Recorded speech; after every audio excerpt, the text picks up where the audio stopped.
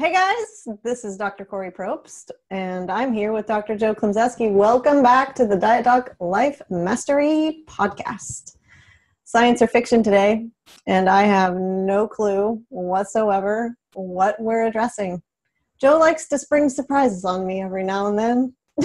Every now and then. I haven't done this often, but this is one that I thought if I talked to you about it first, it would take a little of the fun away from it. All right. Well, I'm all up for adding some humor into the morning, so let's rock.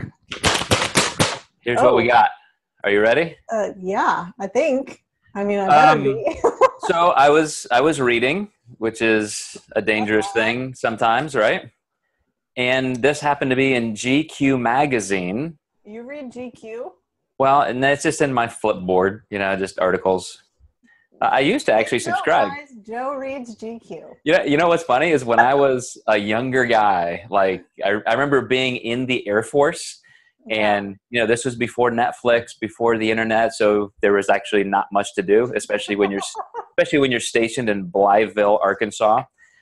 But I remember subscribing to GQ because it was just good information. It was good articles. So anyway, that was some time ago. What caught my eye this time was Jean-Claude Van Damme. I haven't heard that name in forever. That's because he's 58 years old, but they interviewed him. I think he's in a new movie or something coming up. Okay. And this whole thing was about how he is, quote, jacked at 58 years old. So they went over this. They interviewed him. They want to know, how did you do this? What are your secrets? Yeah. And he was just full of amazing nutrition information I thought we should share. Really? Yeah. So keep in mind, this is science or fiction. We have to stamp this with, science or fiction, true or false. Okay. So he starts out by saying, what's that? Is this a quiz? Not a quiz, just some great, amazing facts that he has brought up for our attention. Facts? Yes. Those of you who aren't watching, that was in air quotes. So he said, I came to a point when they asked him, like, how do you look so amazing? And he said, well, in my career, I came to a point where I understand nutrition now. Like, I get it. I've got the answers. For him. Okay. So here's his first thing. Yeah. He said, the first thing is you should eat what makes you feel good, which sounds okay, right? Sure. I agree. So far, so good? Yeah, I agree with that. Okay. After so many years, my body knows what to eat. Believe it or not, always an interesting way to start a sentence. Believe it or not, I can feel it. For example, I wanted salmon, and for a week, my body wouldn't let me eat eggs. Then on Monday and Tuesday, I would eat eggs. I just go by how I feel. So his body tells him how to eat. Dr. Kori Probst, do you see any problem with going by some level of intuition on your body just telling you what you should eat? Dude, this is a whole other podcast. Okay. You just want a one-word answer. Yes, no, you're fine. No. Yes, in some cases, that could be a problem. In other cases, listen to the body can tell you if you shouldn't be eating something or if this is good for you based on the consequences of consuming it. In some ways, but I often hear it in terms of somebody saying, I had to eat those potato chips because my body was telling me I need sodium. Or I really needed to eat ice cream. I'm craving ice cream, so my body must need calcium. And so those are the issues. Okay, so there's some justification there, especially for foods that clearly are not nutritious. Okay. This gets better. I'm just warming up. I'm making this not funny. Okay. So, right. Leave it to Kori to be too literal. I am way too much in my head right now. Okay. So first of all, I got hung up on the whole thing. Like, my body won't let me eat eggs. But then on Monday and Tuesday, my body was like, okay, the timeout's over. Now you can have some eggs. Yeah. Okay. If say he eats eggs and he gets horrible gas, or he eats eggs and he starts throwing up, that's. But not on Mondays or Tuesdays. Mondays or Tuesdays, it's okay. Okay. So, here we go. All disease starts from the gut. you have to peel the tomato skin. This is all one stream of consciousness. You have to peel the tomato skin. You have to peel peaches, apple skins. You have to peel them, not clean them. It's microscopic to our eyes, but the tomato skin is like a wall of protection. That's why in the old times, our grandparents, they used to eat tomato without the skin. The old times? The old times. Make tomatoes great again. I don't think my grandparents peeled their tomatoes, actually. My grandpa actually had the best tomatoes. He lived here in San Diego, could grow amazing. That was his thing. Barbecued chicken, like charred, and tomatoes right off the vine, salt them up like an apple. Well, luckily for us, the reporter interviewing him challenged it just like you did. Oh, cool. The reporter said a lot of people say vegetable and fruit skins are important and nutritious. Jean-Claude Van Damme says that's BS. The food industry tries to fit us all into one model. Huh. So okay. Now you have it. You cannot eat skins anymore. I'm not rude. I ate a ton of skins this morning. Yeah. Well, here is some more of his proof that the food industry tries to fit us all in one model, and quote, it's BS. He says, they say egg whites are good for you. Egg white is the worst. If you eat an egg, eat the yellow. 2 or 3 yellow and 1 white. I would just love some follow-up questions with him to see where he's getting all of these scientific facts. Although I was challenged in a workshop that I gave once here in San Diego by this college kid when, I was going over like a sample healthier, lower fat meal plan. And he said the same thing. You shouldn't eat the egg white. You should eat the yolks. And so here's where these cultural myths come from. I mean, we're probably about 10 years deep into the whole food, whole fat theory where, for a long period of time, people were saying, no, drink whole milk, not 1% or 2%. Matter of fact, you can't even pasteurize it. It's just, we want all of that E. coli and bacteria and botulism. Like, that's good for you. And same thing with eggs and fat. And so what we did as a culture, get in this kick where, whole food fat, I mean, forget everything we've known for decades that saturated fat is the leading cause of heart disease. Yep. But anyway, so Jean-Claude continued on how you should create your day because he said there's a sequence of things you should eat in your day. Oh, sweet. It's best to eat berries in the morning because... Okay, good. He gives some justification to this. Of course he does. Does he peel the berries? I want to know that. See? I don't know. We should follow up. Right. Maybe he'll see this and we can ask. Years and years ago, they had to wake up in the morning. In the old, yes. Years and years ago, they had to wake up in the morning and go to the woods and pick out some berries first. If you find an egg, you eat an egg. I feel like I should be doing this with that Austrian kind of accent. If you find egg, you must eat egg. But to find an animal that has to run, you had to chase it. The hunt is difficult, and if the hunter catches his animal, he maybe will deserve the meat. We don't hunt. You know what I'm saying. I'm going back into my accent. You have to think like the old-fashioned way. So keep going. Berries first. Berries first. If you find an egg, you can eat the egg. If you're in the woods, just happen to be eating your breakfast, and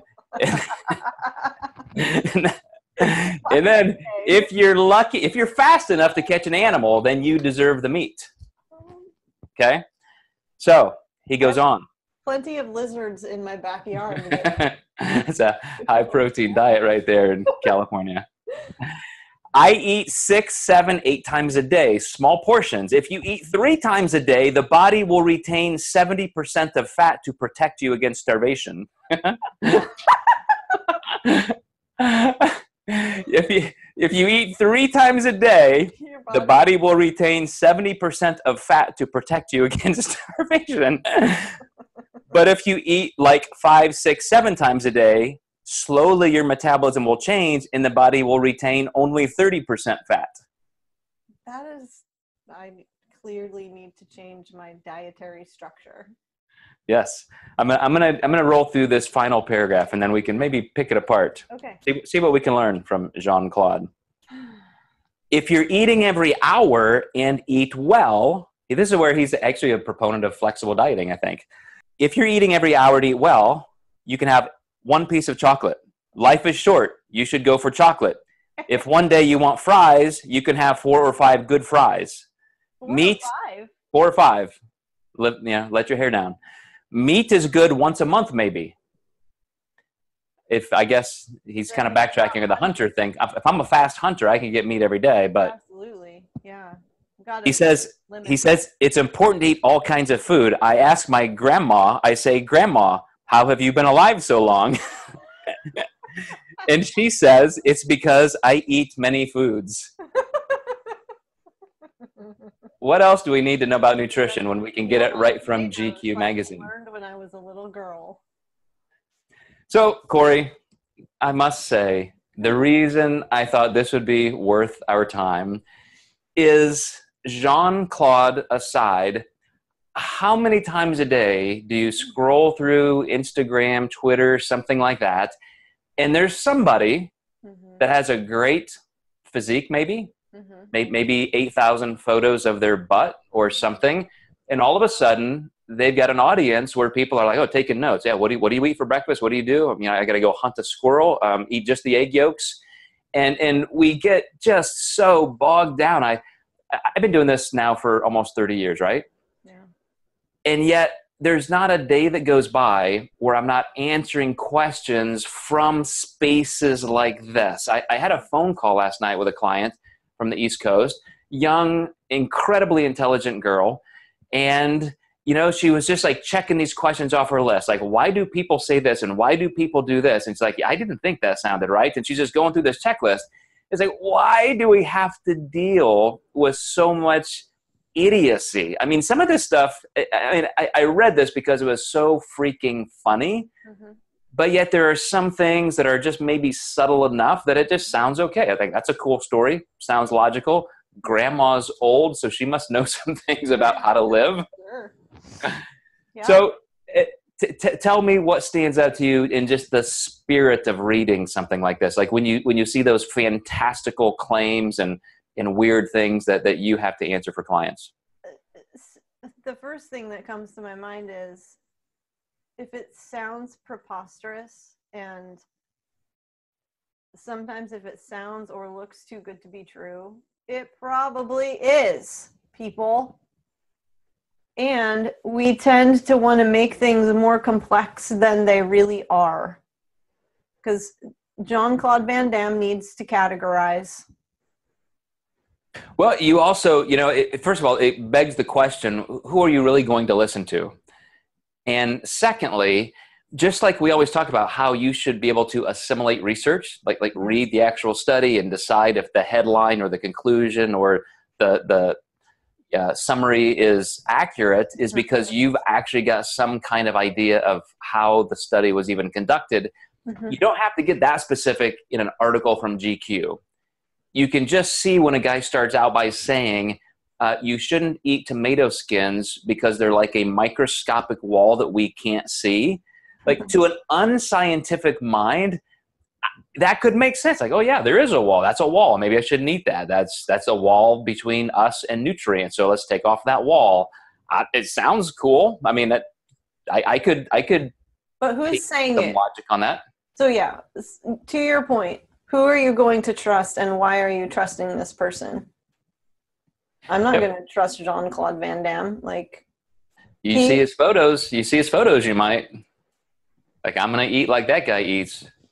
Until you understand that a huge part of this is genetics. And there are those people out there who, no matter what they eat, are going to look amazing and be super lean. And that's not to say that if we did some blood tests and that we actually know that he's healthy, he may look fantastic.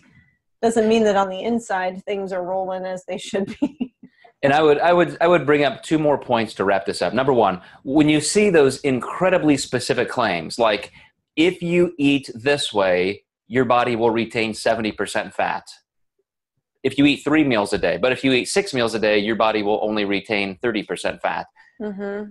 Grammar and language barrier aside, mm-hmm. when you're saying, I would never, ever, ever hear a scientist say that. Scientists say, no. Well, what we see most of the time, mm-hmm. or in most of the studies, this indicates maybe that this is a possibility in these contexts. Mm-hmm. We think, so we would like more research, but nobody says, this is exactly the percentage and this is exactly what happens.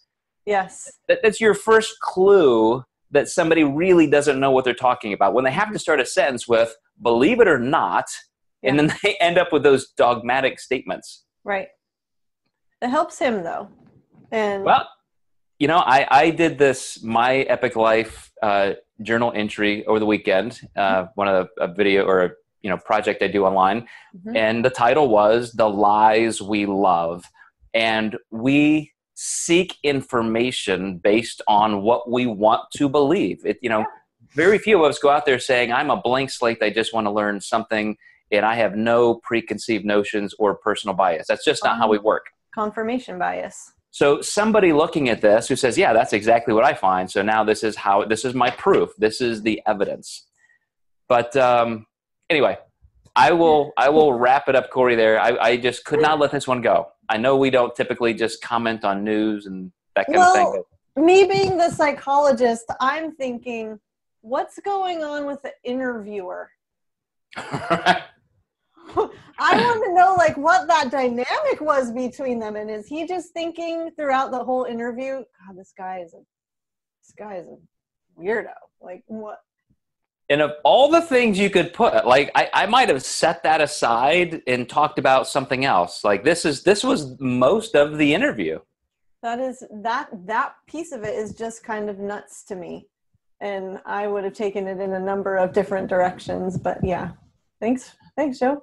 All right, guys. Well, yeah, just, besides the humor, I wanted to make those points about being a little bit more of a conscientious consumer of information, not even research, just headlines and things that people say. So I think most people watching or listening would already know that, but just another great reason to check your biases at the door. Yeah, and maybe move in the direction of don't help me prove that I'm right. Prove to me that I'm wrong.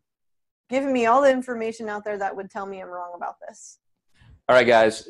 Tomorrow, I will let Dr. Kori Probst take the reins again, and we'll be into something more serious and life-changing, I'm sure. But we appreciate you watching and listening. Make sure you subscribe. Check out our new podcast series, which is Contest Prep University, where I team up with Adam Atkinson, and we talk about very aggressive physique sport stuff. So, that's another thing we're adding to the Diet Doc Life Mastery repertoire. All right. Thanks, guys. Thanks, Joe. All right. We'll see you guys next time.